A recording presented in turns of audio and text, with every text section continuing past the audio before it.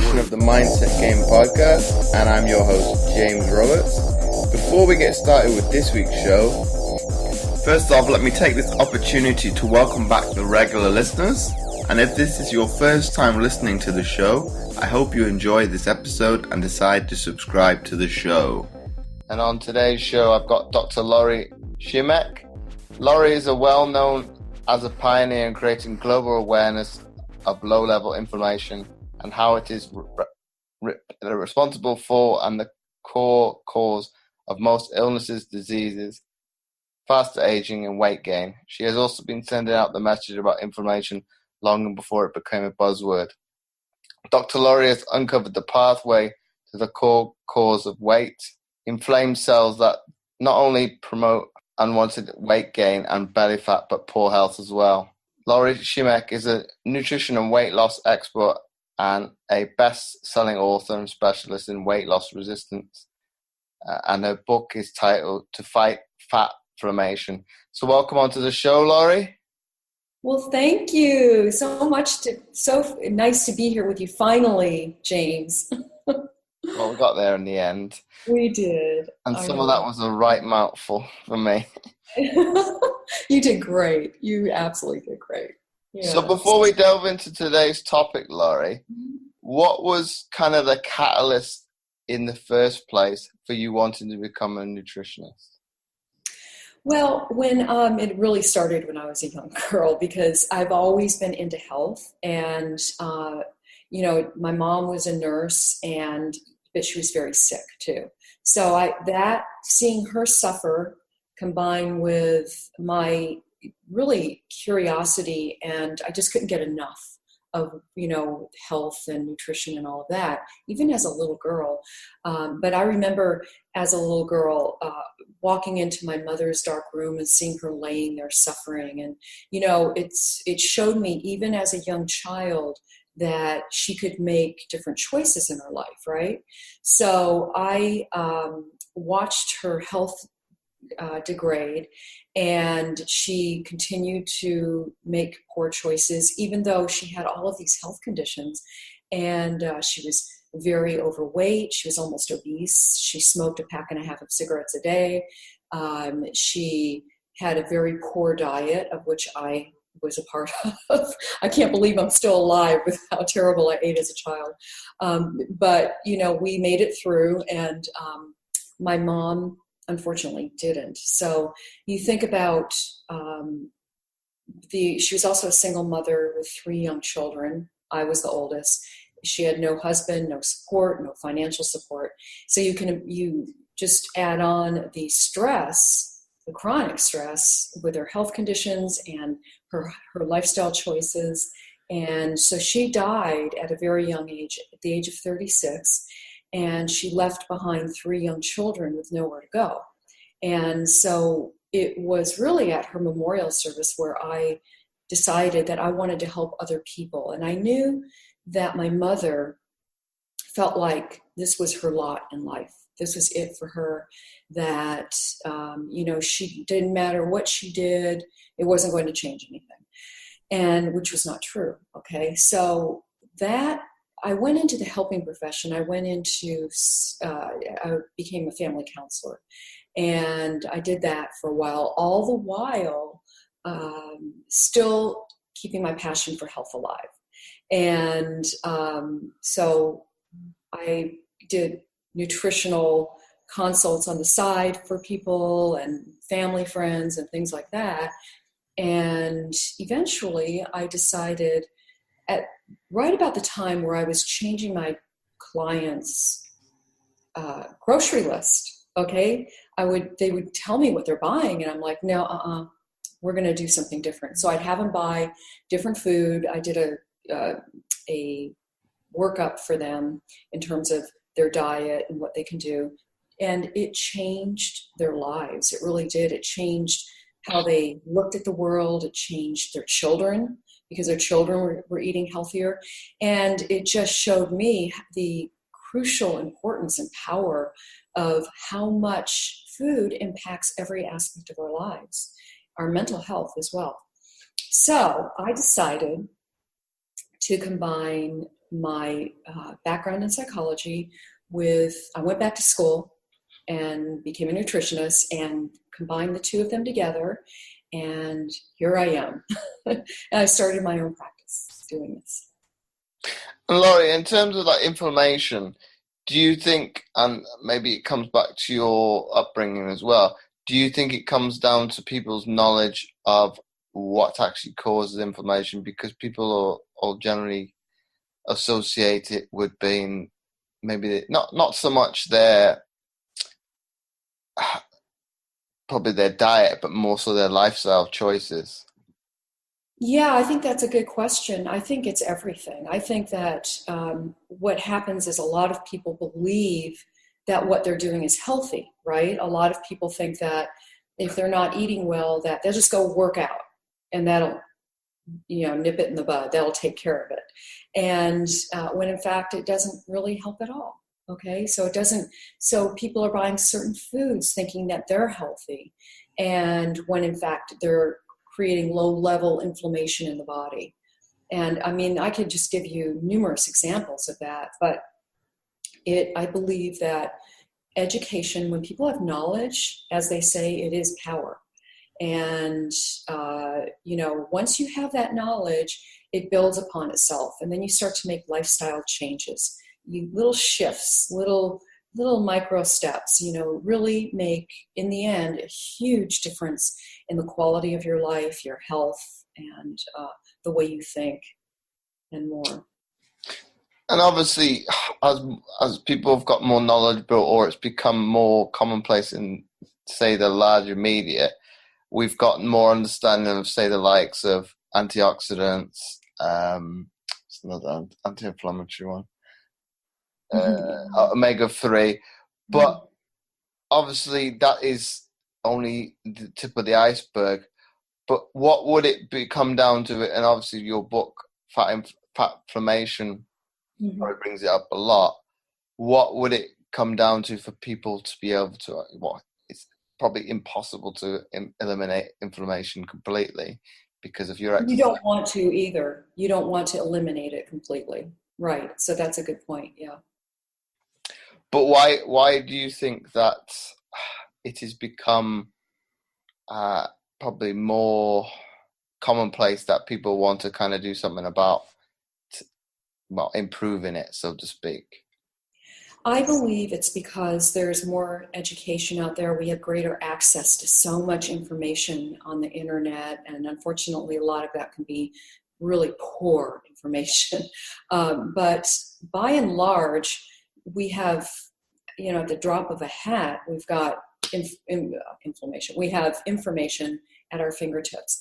And I think people are taking more interest, being that we are understanding that the conventional allopathic community is not as educated in nutrition as they should be, okay? And so they're sending people down this path, which is a lot of medication, prescriptions, instead of, combining. Maybe you do need those prescriptions, but it's important to be preventative and go down this path, which is really going to help you take care of yourself and not only stop side effects, but increase other health benefits. So a good example would be if you have arthritis. There's research showing a lot that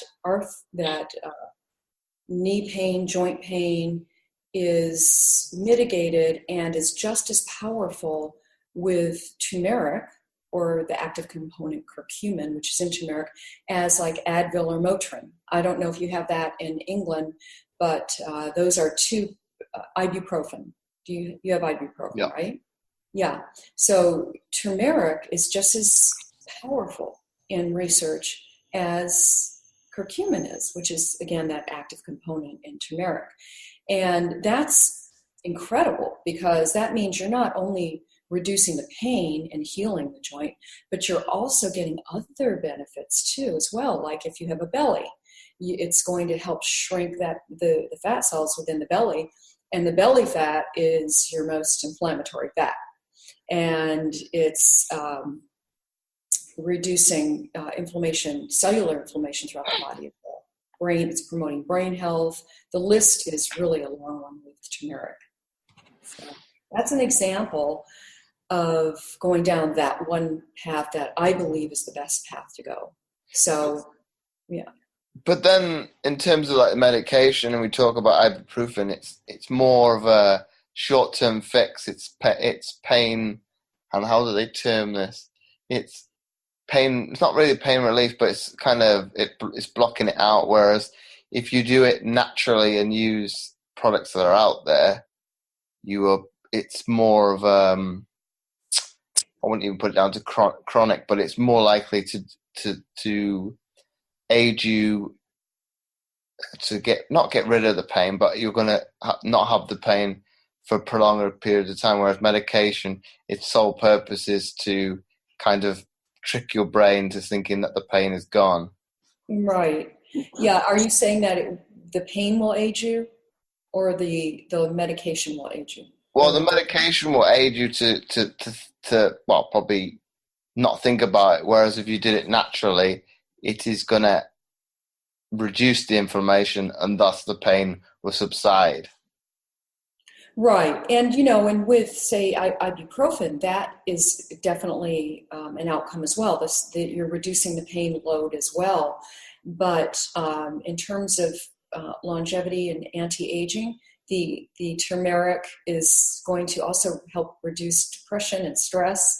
And so you won't be aging as quicker with it. But in terms of stress, if that's what you're referring to, I can see what you're saying. Yes. But I think I did a blog on it, months ago, on actually what does medication can make you fat, because you have that dependency on it, and like you touched upon it earlier in the episode. In most cases, if you're on one form of medication, and this is more serious medication than, say, ibuprofen and paracetamol, you will in most cases have the first medication, have another medication to counteract the side effects, and you're kind of just building upon it. And they're actually, if you looked on it on the flip side, like we've touched upon, if you had just that first medication and used the natural resources, be it turmeric, omega-3 and all those things, you would probably be possibly in a better state of well-being than, say, being on this multitude of medications. Oh, I agree completely. I mean, that is, especially omega-3, research shows that it's powerful in reducing depression with people and promoting more blood flow to the brain.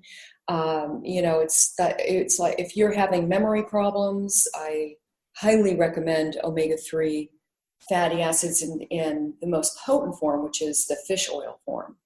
And it in and of itself is going to reverse inflammation, even in the fat cells as well. So really great anti-inflammatory. Well, it's one of those ones that is, from a supplement standpoint, is kind of twofold. You got, like you said, the memory aid with that inflammatory device, and then also you're getting, well, at least in most cases, people that don't eat fish, you are still getting some of that benefit from that as well. Right. And if you're a vegetarian or allergic to fish, or just don't want to ingest fish for whatever reason, there's the algae-derived DHA, or a krill oil is another one. But those are two options for people who want a benefit of omega-3, although it's not as potent as the DHA EPA that's in the fish oil. And and a lot of people are taking fish oil and they're not taking enough of it. So it's, they're just taking, it's 120 milligrams or whatever per capsule, when they should be taking at least 3,000 milligrams a day. Okay, so 3 to 5 is what I recommend, especially for fat loss. And Lori, do you think that is the case, that people are taking that little amount because they are misinformed of more, say, so to speak, the benefits of omega-3, as opposed to, say, looking at DHA and EHA kind of as a separate entity and kind of using those figures to get your daily allowance, as opposed to just looking at the front of the packaging and looking at omega-3 as probably the sole ingredient that's within the product? I think it's a lack of knowledge. I think that people will go to the product, they'll pick it up, they'll say, okay, how many capsules, and then they think they're doing the right thing, and they don't understand that what you want to do is have a therapeutic effect on your cells, right?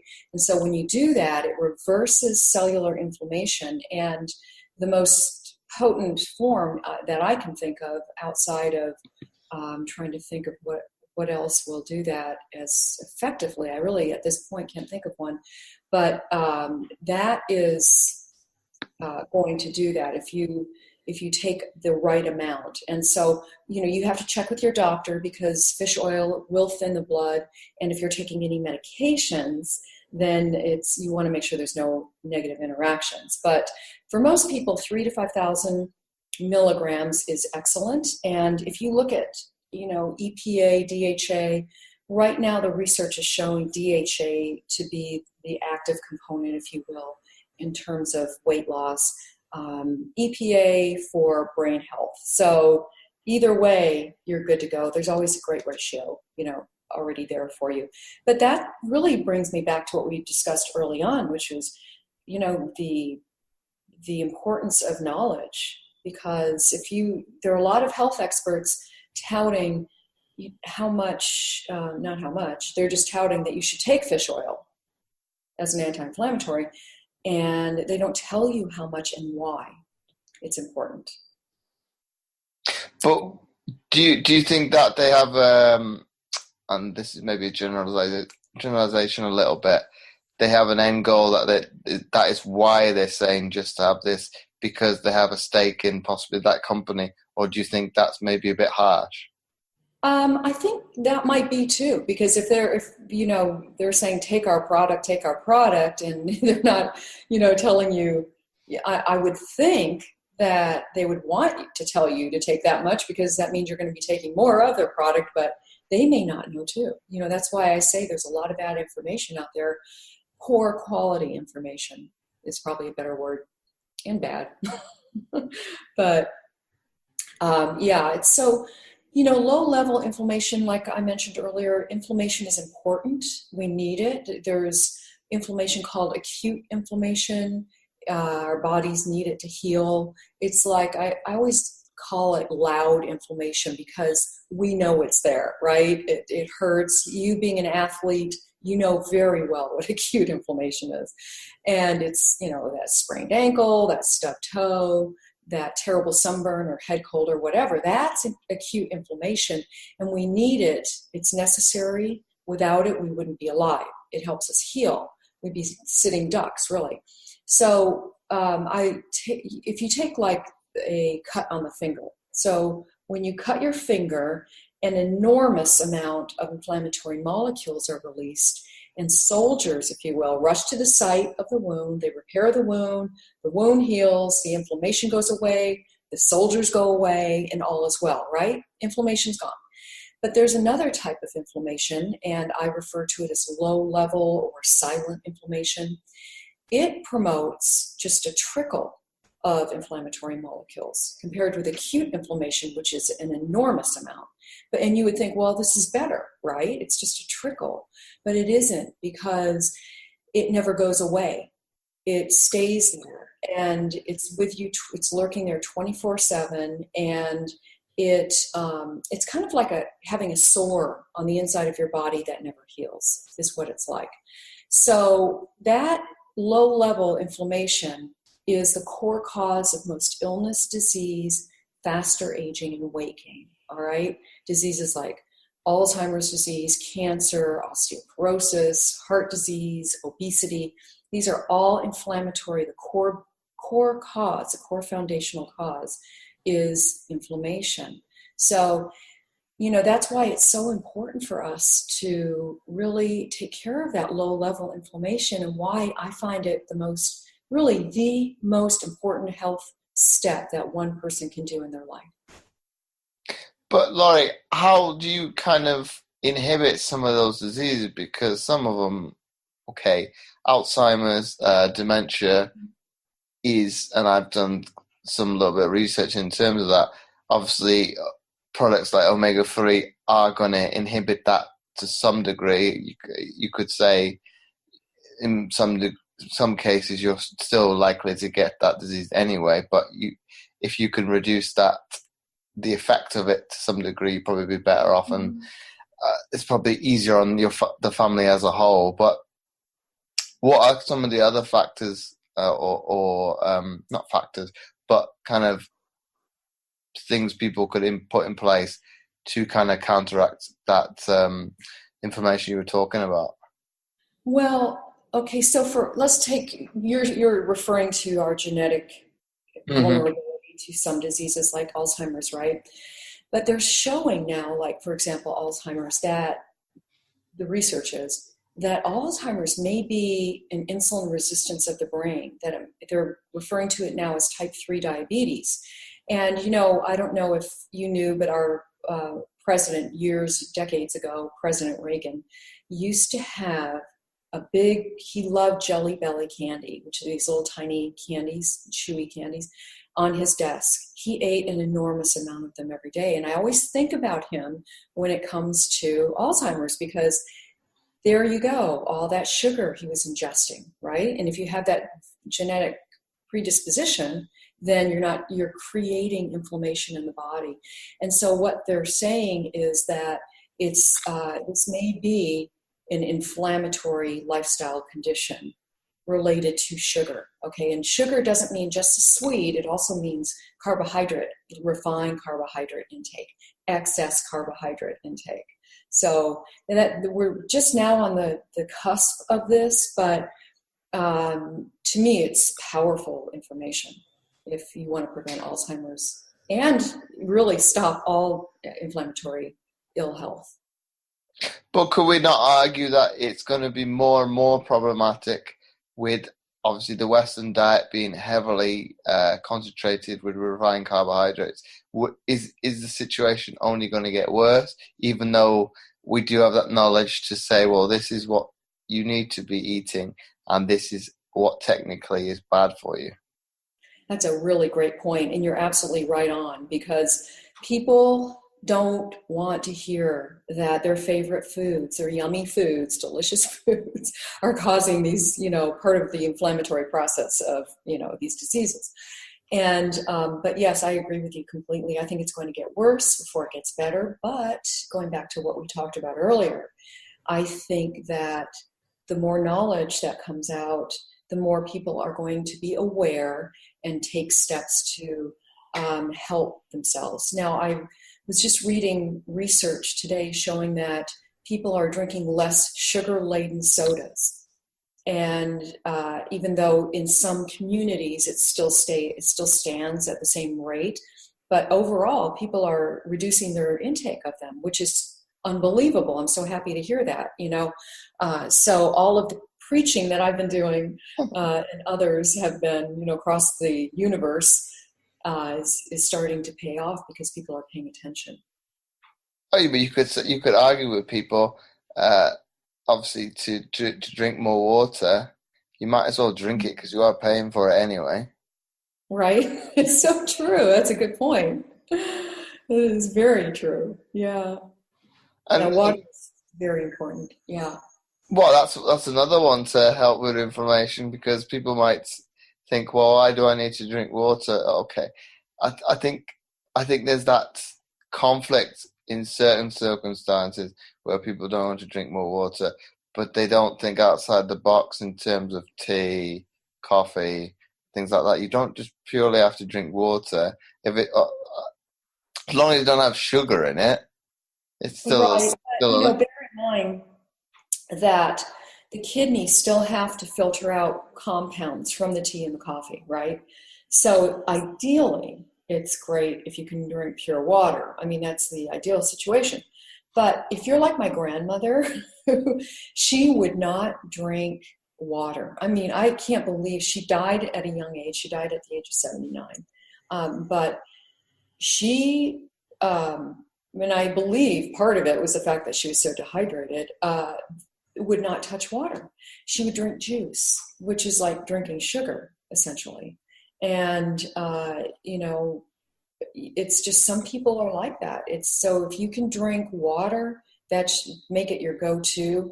Make it, you can add things to it to make it taste better, like crushed up mint leaves. You can add in fruit, let it stand for a while if you want. They have these infusion basket bottles. Have you seen those? Where they have like a narrow basket in the middle, and you can put all sorts of, even cucumbers make the water taste great. It's amazing. So I put it, I think somebody else has asked me that as well, and I said it's probably the new fad, have gadget. you're right. Exactly. So yeah, but drinking water is important. I think most people, I mean, I know through research, most people are mildly dehydrated and they don't even know it. So they're walking around suffering from joint pain, backaches, they get headaches all the time. They're gaining weight, they're tired all the time, they don't know why. They have sugar cravings. It's so interesting. If you're tired in the afternoon, a lot of people call it that mid-afternoon slump. A lot of that is mild dehydration. So a lot of people, what they'll do is they'll go reach for a caffeine drink like coffee or Coke, or they'll eat some sugar, get a candy bar, when all they need is just a glass of water. And I'm telling you, if you've ever tried it, it is amazing at how quickly that craving for food or sugar goes away. I mean, it works for sugar cravings, hunger, and whatnot. But when you don't have enough water, cellular function slows down. And so does your metabolism. When you gain weight, right? So does your thinking, and you feel tired and you have foggy thinking. But when you have enough water, when your cells are optimally hydrated, your cellular function is your cells are optimized and they're getting the nutrients they need. And your body's able to get rid of the toxins that it's accumulated via the elimination of the body and what more. So it's really so important to get water into your diet. Really important part. And for fat loss as well, because it boosts your metabolism. And also, we also didn't probably touch upon this. In terms of inflammation, it's probably your body giving you alarm bells that it's not happy with you, or whatever be it like we've touched upon just there. You're not hydrated enough. You're not eating how would I term this? The nutrients or the nutrition that the body actually does crave. So it's kind of got the sirens going off. Well, this is my way of telling you what you're giving me is not the ideal fuel to run. Yeah, that's so well put. It is. Your body's screaming out. Like if we don't have enough water, it's screaming out with certain symptoms, like I mentioned, right? Being tired, or you're gaining weight. Okay, and you're like, why am I so tired all the time? Water, right? So your body's telling you something. It's interesting that people who don't eat enough nutrient dense diet, they tend to gain weight, and that's because of this low level inflammation within the cells. Their bodies are not getting enough nutrients, so they're craving food, so they eat this, say, fast food, okay, that's devoid of any nutrition at all. And it's a cycle that keeps going. The body's like, I need nutrients, and they keep eating that food, and it just, and then they get fat and inflamed, and so it goes. But if you can literally reverse the inflammation within your fat cell and within the body itself, it's highly beneficial to your longevity, to your quality of life, because if you don't have your health, you don't have a quality of life, really. And, I would say that,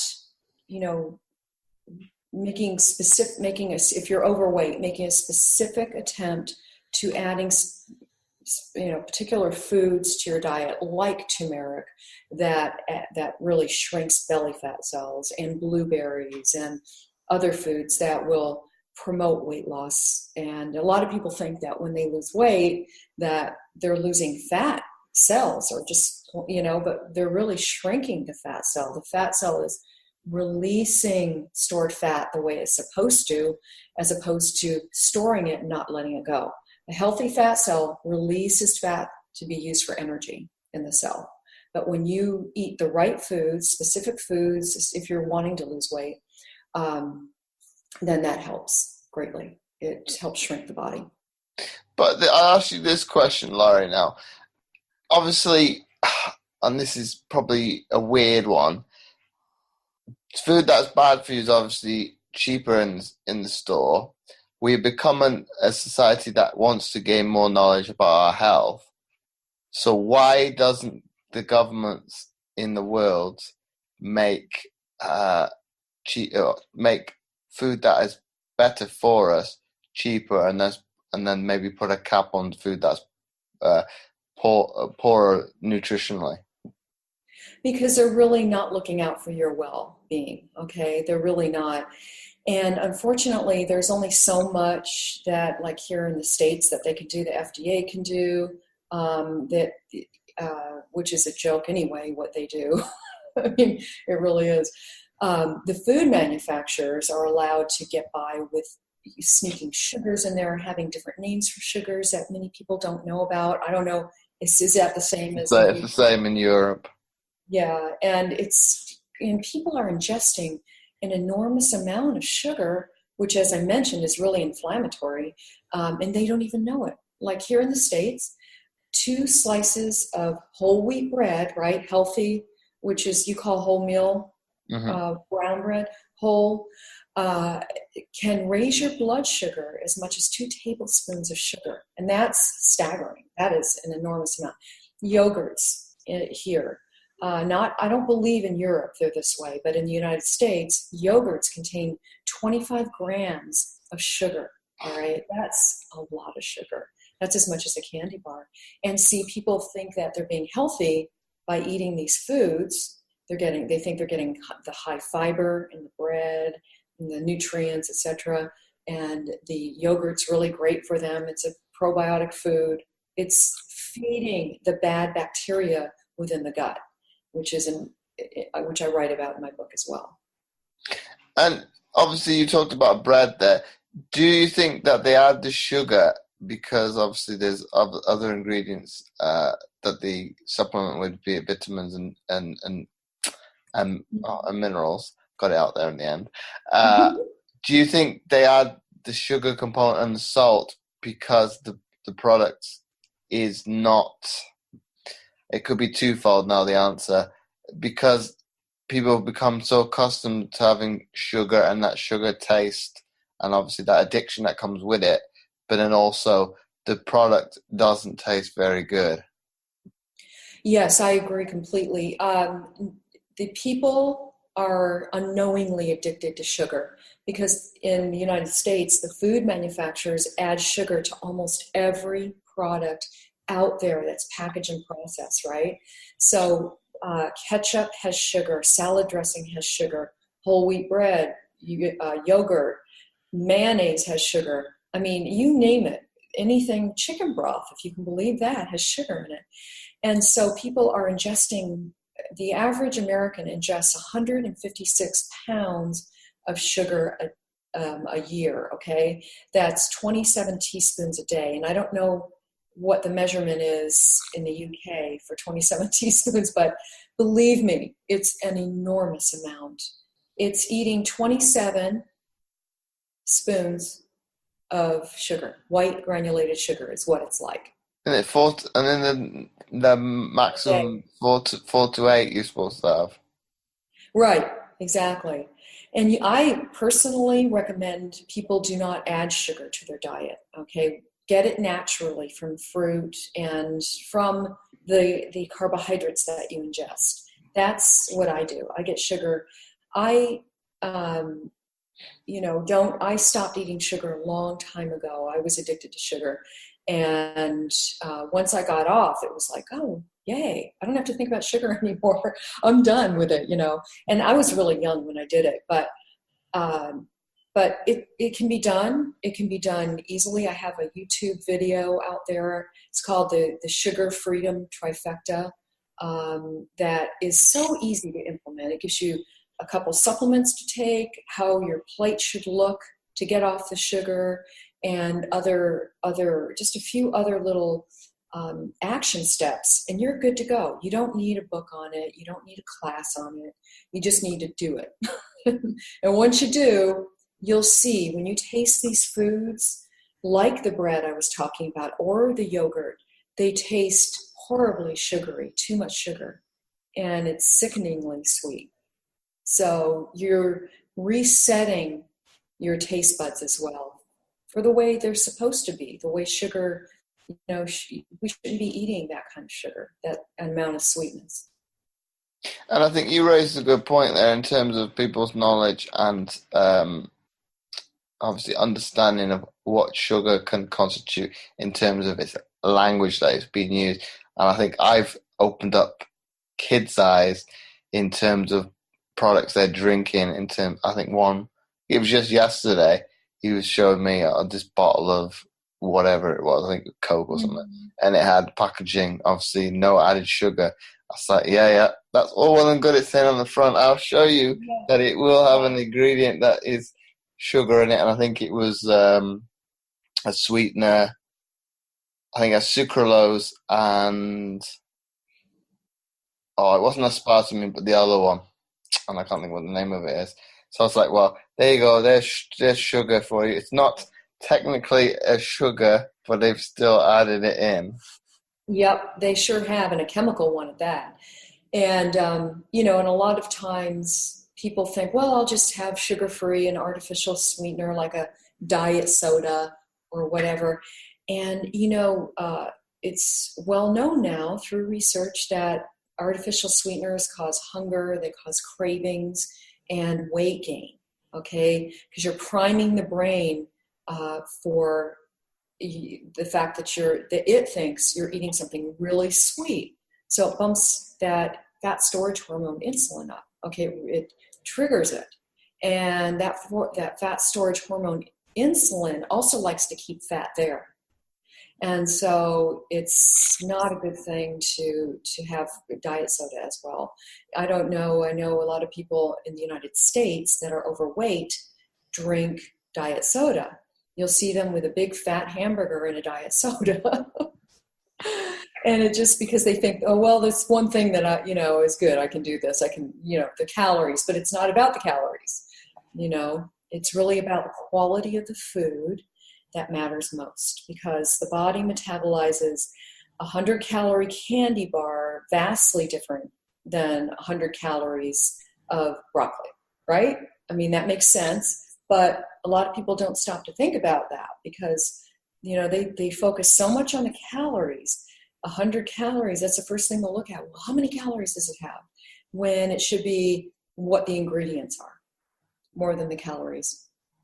But then if we go a step further, Laura, do you think it's because people have demonized whole fats that they see some stuff that is termed diet, low fat as what you could say the healthy option, when in its entirety that's not the case, and I think in Europe and probably more specifically in the UK, I think they by law, if they have anything of that nature, more so low fat, it only has to be, I'll see if I can get this right, I think it's 30% lower than the original one, and that's it. Whereas I think most people would assume, if it says low fat, it's going to be significantly lower, and that's not the case. Right, same with here, yeah. And your point's well taken in that as well. It's better to have full fat than it is to have no fat or low fat in your diet. So if you have whole fat, that is extremely important, because whole fat is going to be satiating. It's going to keep you full for a longer time. For example, there was a study that came out, I think from the UK actually, and it showed that those who ate 2 eggs, whole eggs in the morning, right? lost significantly more weight than those who didn't have the eggs. And that's because they had the protein, which balances blood sugar, helps you boost your muscle mass and metabolism, etc. And it contained the yolk, which is fat. And within that fat, you've got an enormous amount of nutrients like choline, for example, which helps reduce belly fat. And so, a lot of people were going to just egg whites because they felt like it was a better option to lose weight. Here we go again, the low fat, no fat, right? We want whole fat in our diet. It's very important. And so when I recommend, in the book I'm writing now, it's across the board whole fat. In my last book, it was low fat for a lot of the products, some whole fat depending, but I was, as the research has come in, it's abundantly clear what is most important. But then obviously on the flip side of that, Laura, it comes down to, okay, this is more, there's people that are more knowledgeable and want to look at it in more depth. Mm-hmm. Obviously, if you look at how nutrition has been viewed over the decades, it's obviously something is going to be at the forefront and then something is going to be demonized, and it kind of goes in cycles and flows. Right. And then I think as we go further into the research, a lot of things that have been demonized in the past have been coined to be, well, that's absolutely ridiculous. That was absolutely not true. At that time would be it. Saturated fat's not good for you. Right. High fat diets are not good for you. Thinking, well, now it's saying, well, in kind of the short term, not so much, or if you don't exceed the levels, they're all well and good. So I think you've got to take it with a little bit of pinch of salt in that regard to you could say what the research is at the time and what we know of what it's going to do in the longevity for you as a human being. But if you look on the flip side of that and look at what, say, our grandparents ate, okay, they were exercising more. They were exercising a lot more, but their diets were a lot higher in fat content than what we eat now. Yeah, they I don't know. Here in the States, the heart disease rate started skyrocketing in the 50s, and that was at about the onset of more refined flour, sugar in the diet and the way it was refined. So it is, the saturated fat, I believe, is a myth. That, saturated fat is bad for you. I believe that people are very healthy when they eat saturated fat. It's kind of like, they found actually through research that it's the sugar and the refined flours in that's causing this interaction with the saturated fat. Mm-hmm. It's oxidizing the cholesterol. The LDL cholesterol is building up, and it's causing inflammation on the arterial wall. Then causes plaque, and it becomes an occlusion, and then we have a heart attack, right, or a stroke. But I believe that if you were to leave out sugar and excess carbohydrates and refined carbohydrates, then you are going to have a healthy heart. You're going to have healthy blood pressure, and you'll be just fine. But they have found that the saturated fat is more like, the analogy is a fireman putting out the fire. He's got the hose in his hand and he's putting out the fire. And, if you didn't know any better, you didn't know what a fireman was, you think he started the fire or he was included in that fire somehow, right? Well, the same is true of saturated fat. That's what they used to believe, that because this LDL cholesterol was being oxidized, and it was in error. It wasn't malicious, the information that was put out there initially. It was just we didn't know. And now we know, and saturated fat is a key component to optimal health, hormone health, which is key to our healthy life, and much more so, brain health. So people who are afraid of saturated fat we were indoctrinated not to eat it. We were no eggs, you get 2 a week. That's it, or 4 a week or whatever it was.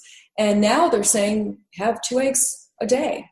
So I do believe, however, there's something called arachidonic acid that is in egg yolk and in red meat, okay, that in excess is going to promote low-level inflammation in the body. And so that's what we want to, we don't want to do meat in excess, but it is still very important to our health and longevity. But then vegetarian, we counter that with, have you seen the blue zones? So. But then some might argue it's very, very difficult in society, probably more so Western society now, because it's so readily and easily available, and a lot cheaper than it used to be. So you're going to eat probably, I'd say double, if not triple, what generations before would have less access to. So it'd be like chicken because of the price of it and how it is now mass produced. It is a hell of a lot cheaper than it was. I don't know, what would it be? 40, 50 years ago. Yeah, I agree with you completely. And as you can tell by the thread of our conversation, there's so many different aspects and like puzzle pieces that really make up true health. And there's a lot of confusion out there too, in terms of the general public. And they need to, just stay on top of it. But how can they? Because they don't have time. That's not their job. So that's what my job is to do the research. But I highly believe in protein, plant protein, animal protein, plant protein. In my book, you'll see that I recommend half your plate veggies. Very important component to optimizing cellular health, mitochondrial health. The mitochondria in our cells are key to our optimal health. And the only way to really have optimal health is to take care of our mitochondria. So poor functioning mitochondria is really equates to poor mitochondrial health.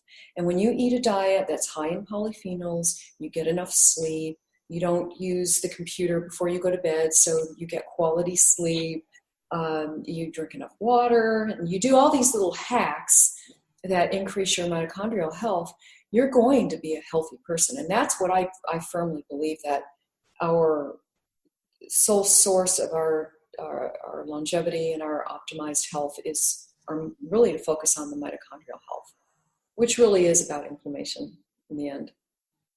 And my last question for you, Lori, before we wrap up the episode, if you had to summarize this episode we've been speaking about tonight into one sentence for people to take away, what would that be?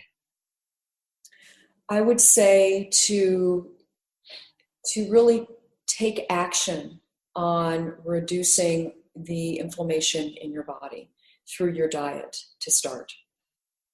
I would say that would be the one thing that the takeaway should be. And to, really educate yourself, get more knowledge, because as I mentioned before, the more knowledge you have, the more power you have. And simply by listening to your show, that people are going to gain that knowledge. So once again, Lori, thanks for coming on the Mindset Game podcast. Thank you, James. I so appreciate it. It's been wonderful. It's been my pleasure to speak to you. Mine too. Bye-bye. And before I forget, I would really appreciate it if you would be so kind as to leave a short written review, as it helps to get the podcast more notoriety and it would be more visible in future to others, and thus helping more people, which my guests and I are all about. Once again, thanks for listening, and I'll catch you next time for another episode of the Mindset Game podcast.